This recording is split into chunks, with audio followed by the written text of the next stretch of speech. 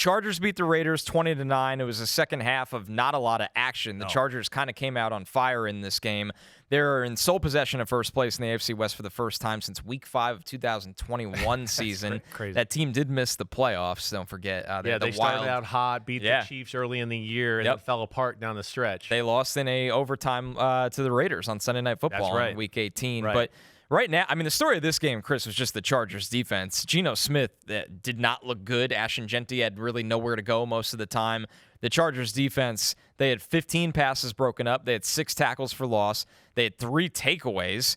Then they didn't allow a touchdown. Yeah. I mean, they were as good as it gets under the lights last night. This is why I had a man crush on this defense last year. All the homies know this. I mean, I was probably a year too quick to have a man crush on this defense. But Jesse Minter, the D coordinator's on his way to being a head coach. I was just going to say, it feels like this is the year. He's going that way. He's too good. I mean, he's so rooted in, Wink Martindale, Mike McDonald, right? All those coaches, Denard Wilson down in Tennessee had a little bit of that. Anthony Weaver down in Miami has a little of that, right? There's great creativity, and what jumps out to me about his defenses all the time is, I mean, you see the replays, and I know you watched them on film before. They can play zone and pass people off, or you get in a certain, we got a bunch receiver, and they know how to play it to where it's like they got a guy. If one guy breaks out, they got a guy there. If 2 guys breaks out, it's like, they were ready for it. 2 are out there waiting for it. Somebody's ready for the inside guy. They're really well coached. They're creative on the back end, and their defensive front, I think, is better than last year, at least. And Deion Henley has definitely taken another step in the right direction. So, I mean, they're impressive. I think it's a Raiders offense that, for the second week in a row, what am I going to say? Not loving what I see about Ashton Genty, right? I don't care that I know there's no holes. I'm not judging him on that. I'm just saying, even with no holes or a little hole, I don't love the look of it right now. I just don't, right? And I'm not saying Omarion Hampton's like a whole lot better or whatever. I'm just saying Genty is a guy I thought he could be a superstar. But I did wonder whether that would translate totally that way. Their passing offense, they're aggressive. I like some of the stuff they do, the Raiders, but I think with lack of weapons a little bit, and I don't think the passing offense is ultra complex. It's a one where I look at Jesse Minter and I think he goes, wait, I can figure this out and break it down and find the tendencies of what you do there. Yeah, it felt like they came into the game a little predictable. You had Thornton running deep. You had Brock Bowers looked like he was playing on one leg. Well, definitely. He was not himself. He was not himself, right. Which changes the entire dynamic of the offense as a whole. And I thought, Chris, for the first time in a while, Geno was really staring things down when it wasn't going smoothly in the beginning. He started to look and I thought the Chargers dropped a couple picks. They did, for sure. Where it could have been a lot worse. He is a stare down type of quarterback to a degree. And it's something he could work on. Right? He's got such a great arm, and he believes in his ability to thread the needle and put the ball wherever he wants, that he is one of those, and this happens to a lot of big arm quarterbacks. They just kind of, hey, I'm going to wait for that first read. I'm going to wait. Oh, he's open by half an inch. I can get it in there. And I think he's just a little too aggressive. I like the aggressive nature we've seen in both games this year. But, last night, I think there does come a point to go, wait, they're all over our stuff. I don't know if I should just be trying to fit everything into every little hole possible there. Chip Kelly, he's going to have to grow that passing offense more here in the NFL. I mean, we've seen Chip Kelly. He's done a lot of good, and we know he did good at Ohio State last year. But even at Ohio State, I wasn't like, oh, wow, this is special. Not even for college football. It's kind of bland. Right. They just execute, and they try to do it that way. And, it did seem like the Chargers were all over everything there. Geno 0 for 10 on passes, 10-plus yards down the field. And your boy Deion Henley, Chris, awesome game. 10 tackles, 2 for a loss, 2 passes broken up, a sack, and interception. I know he was your number 1 linebacker in that draft. I had him number 75 on my big board. He went 85th. Right. It's looking like a good decision by the Chargers. The play speed with him is just different. He's different. I thought, when he triggers downhill, it's like, oh, well. No hesitation. There's no exactly. There was the third down run to Genty that it felt like you blinked and he was in the backfield. That's where he caught my eye in college football. Right. Maybe some teams want somebody a little bigger or even a hair faster. but I think he's pretty fast, and because of his reaction and instincts and how he plays a whole lot faster maybe than his 40 time would actually show or anything about that. He ain't afraid to throw his body around. No. And I'm a believer in the middle linebacker position. Hesitation cannot be part of your DNA. You cannot. And that's why Fred Warner is awesome. Guys like Roquan Smith are awesome because they're just like, wait, there's a hole there. The running back's going to come through there. If there's a hole, I'm going to run through it, and he's going to have to meet me there. And that's where he is special that way. So, yeah, that between him, of course, our damn safety, Derwin James, right? They got some kamikazes on that side of the ball that I really like, and I just hope Khalil Mack's okay too. And they have some beef up front. I mean, drafting Jamari Caldwell from Oregon. Definitely. They're definitely bigger in the trenches. Than last year. Yeah, right. Last year, they got worn down, I feel like, as the year went on in the middle of the defense. Little side plot of this game. Tom Brady being shown in the Raiders booth wearing a headset, as you see here if you're watching on YouTube. James As Palmer he's looking at himself on a screen right here.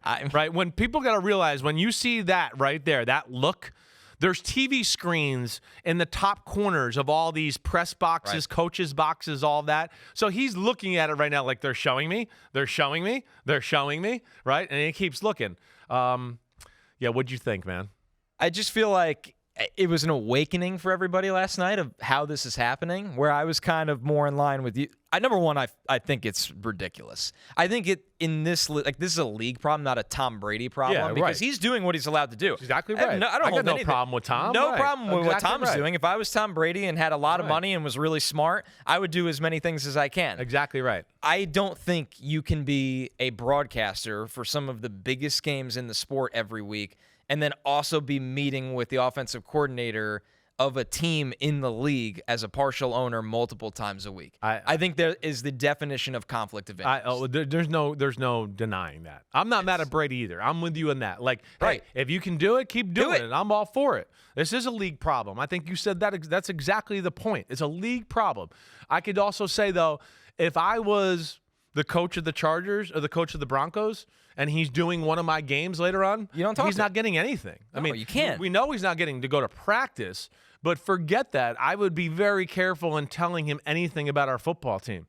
And, maybe, hey, Tom, we'll take a phone call with you. But I would keep it as bland and as simple as you could possibly be. Right? Yep, we're going to play hard. We're going to do this right. Hey, yeah, he's a good player. But you don't want to give him – see, when you get into long conversations like that too, coaches start giving inklings of certain things they like about their team, and that's what you learn in those production meetings. A guy that you don't see publicly. That's great. And they're going, hey, we're doing all this stuff around. Yes. Did you notice what he's doing? Then you go home and you go, oh, shit, yeah, I'm watching the film now. And now that they told me, holy cow, they are making him do a lot of crazy stuff.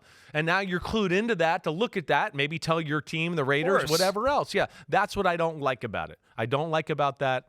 But, yeah, we're going to see. We'll see what Roger Goodell and company do here. I mean, so Field Yates had this tweet where Tom Brady scheduled to call Cowboys-Bears for Fox in Week 3. The Raiders' Week 4 opponent is the Bears. Right. So it's just it's just natural that in the sport, he's just towing both lines, and they're letting him, so he should do it. But I'm just shocked that nobody should be bigger than the league when it comes to conflict of interest. And I feels like right now he's bigger than the league. Yeah, it does feel that way. I think Ben Johnson, there's no way he talks much to Brady. I mean, I think Ben Johnson's pretty old school. I mean, Dan Campbell School of Coaching, which is from the Parcells School of Coaching, and Sean Payton. If they talk, it's going to be about as bland and simple as possible. So we'll see where that goes. But, yeah, they got some issues to figure out there. The other thing we just got to hit on with this real quick is I think the Chargers offense, I know it's 20 points, but Quentin Johnson, once again, catching the ball. Yes. We saw Herbert break the pocket, throw a touchdown pass, doing that early. Yeah, throw a touchdown pass, I think it was, or maybe he got him down there close. I'm thinking when they got him down there, they were in the red zone. He got a third down throw that got him down there inside the 5-yard line. But we're seeing that. I really like the way Herbert looks, and they have to be encouraged with Quentin Johnson and how he looks. And the Keenan Allen addition was perfect for their football team. He looks great. Yeah.